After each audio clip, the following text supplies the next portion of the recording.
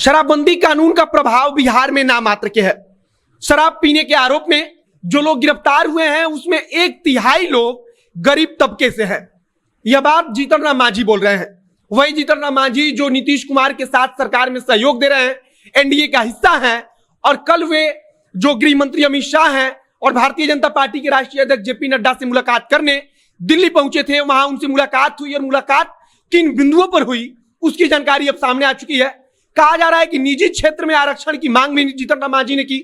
किन किन मुद्दों पर बातचीत हुई है और उनकी क्या मांग थी, उन्होंने अपनी मांग को किस प्रकार से सामने रखा, और क्या जो अमित शाह हैं गृह मंत्री और भारतीय जनता पार्टी के राष्ट्रीय अध्यक्ष जेपी नड्डा, उनसे कुछ सकारात्मक बात सामने आई है, इस पर आगे एक बातचीत करेंगे। अब नमस्कार, मेरा नाम है मोहित कुमार सिंह और आप जनता जंक्शन देख रहे हैं। सबसे पहले बात करेंगे शराबबंदी कानून को लेकर। जीतन राम मांझी ने कहा है कि बिहार में जो शराबबंदी कानून है वो नाम मात्र के है। ज्यादातर लोग जो जेल में बंद हैं, जिन्हें शराब पीने के आरोप में गिरफ्तार किया गया है, वे सभी गरीब तबके से ताल्लुक रखते हैं। उनका मतलब था कि छोटे वर्ग से आते हैं। जीतन राम मांझी ने कहा कि गरीब तबके से आने वाले लोग ही जेल में बंद हैं। मतलब कि जो शराबबंदी कानून है वो उन बड़े लोगों पर हाथ नहीं डाल पा रहा है या उन बड़े लोगों को नहीं पकड़ रहा है, और पूरे राज्य में जो शराब है वो आसानी से उपलब्ध है, मिल रहा है। इसके अलावा उन्होंने कहा कि शराब नहीं मिलने के कारण, यानी कि अगर कहीं शराब नहीं मिल रहा है, दिक्कत हो रहा है, तो इसके लिए लोग जहरीली शराब पी रहे हैं। यानी कि जो नकली शराब है उसका कारोबार भी बढ़ रहा है। ब्लैक मार्केटिंग, जिसको हम कह रहे हैं कि शराबबंदी लागू होने के बाद से बिहार में शराब की ब्लैक मार्केटिंग काफी बढ़ गई है। यहां पर जो कालाबाजारी है शराब का वो काफी बढ़ी हुई है, और इस बात को जीतन राम मांझी भी कह रहे हैं। वे कह रहे हैं कि शराबबंदी कानून को लेकर समीक्षा होनी चाहिए। उन्होंने बहुत महत्वपूर्ण बात की है। वहां पर एक निजी चैनल से बातचीत में दिल्ली में उन्होंने कहा कि शराबबंदी कानून जो बिहार में लागू है उसको लेकर समीक्षा होनी चाहिए। इसके पहले निशिकांत दुबे जो भारतीय जनता पार्टी के सांसद हैं, वे खुद ऐसा बोल चुके हैं। कांग्रेस पार्टी के कई नेता ऐसा बोल चुके हैं। राष्ट्रीय जनता दल जो राजद है उसके कई नेता भी यह मांग कर चुके हैं। यानी कि समय समय पर जो विपक्षी दल है या फिर खुद सत्ता पक्ष के नेता हैं, वे भी समय समय पर इस मांग को करते आए हैं। आपको हम पिछले दिनों एक डेटा भी बताया था, फिर आपको बता देते हैं कि शराबबंदी वाले बिहार में महाराष्ट्र से ज्यादा लोग शराब पीते हैं। यानी कि उस महाराष्ट्र में जहां शराब खुलेआम बिकता है, जहां पर सरकार की तरफ से इस बात की परमिशन है कि अब शराब बेच सकते हैं, वहां जितना लोग शराब पीते हैं उससे ज्यादा इस शराबबंदी वाले बिहार में पीते हैं। यानी कि लोग चोरी छुपे से पीते हैं, उसके बावजूद महाराष्ट्र से ज्यादा लोग शराब पी जाते हैं। अब बात कर रहे हैं दशरथ मांझी के बारे में। जीतन राम मांझी ने कल जो मुलाकात हुई उस दौरान यह मांग की कि दशरथ मांझी को भारत रत्न दी जाए। उन्होंने कहा कि दशरथ मांझी एक बिहार के लिए प्रेरणा स्रोत है, पूरे देश के लिए प्रेरणा स्रोत है, और दशरथ मांझी ने जो काम किया उसके लिए उन्हें भारत रत्न दिया जाना चाहिए। इसके अलावा सबसे महत्वपूर्ण जो बात की, जिस चीज को लेकर चर्चा तेज है, वो है कि निजी क्षेत्र में आरक्षण दिया जाए। उन्होंने कहा कि 16% आरक्षण जो उनके वर्ग के लोग हैं, जो दलित महादलित जातियों से आते हैं, उन्हें निजी क्षेत्र में आरक्षण दिया जाए।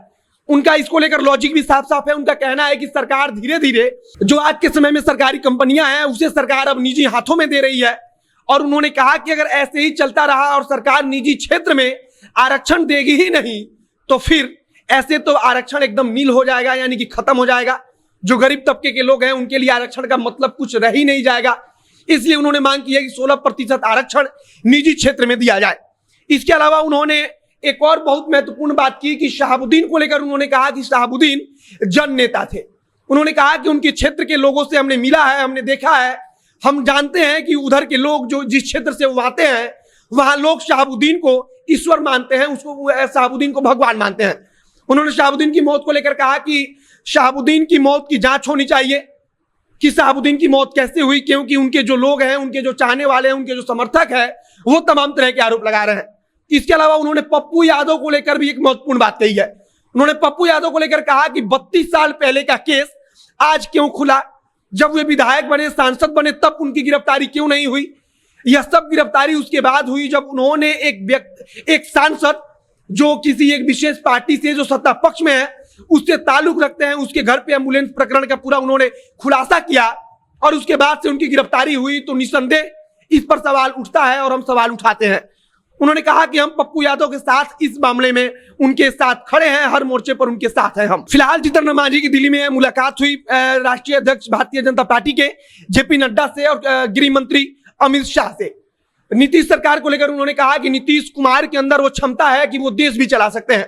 उन्होंने कहा कि तेजस्वी यादव जो यह बयान दे रहे हैं कि बहुत जल्द सरकार गिरने वाली है, वह यह सब केवल अपने विधायकों को एकजुट रखने के लिए, अपने विधायकों को टूटने से रोकने के लिए बोल रहे हैं। वे कह रहे हैं कि सरकार 5 साल चलेगी और हम पूरी मजबूती के साथ खड़े हैं। हाँ, जहां अगर जरूरत होगी, हमें लगेगा कि सरकार गलत कर रही है, वहां हम समय समय पर विरोध दर्ज कराते रहेंगे। फिलहाल जीतन राम मांझी दिल्ली गए थे और दिल्ली से यह 3-4 बातें मुख्य निकलकर सामने आ रही हैं कि उन्होंने जब मुलाकात हुई जेपी नड्डा और अमित शाह से, तो उन्होंने आरक्षण की मांग को सर्वोपरि रखा। उन्होंने कहा कि निजी क्षेत्र में 16% आरक्षण दी जाए। आगे भारतीय जनता पार्टी का क्या रुख होता है इस आरक्षण के मुद्दे पर, यह देखने लायक होगा, क्योंकि भारतीय जनता पार्टी के लिए यह एक मुश्किल भरा समय हो सकता है या फिर मांग हो सकता है, जिस प्रकार से जीतन राम मांझी मांग कर रहे हैं। इसके अलावा आगे देखना होगा कि शहाबुद्दीन की जो मौत केस है या फिर पप्पू यादव को लेकर भारतीय जनता पार्टी का क्या स्टैंड रहता है। आगे जो कुछ नई जानकारी आएगी उसे हम आप तक पहुंचाते रहेंगे।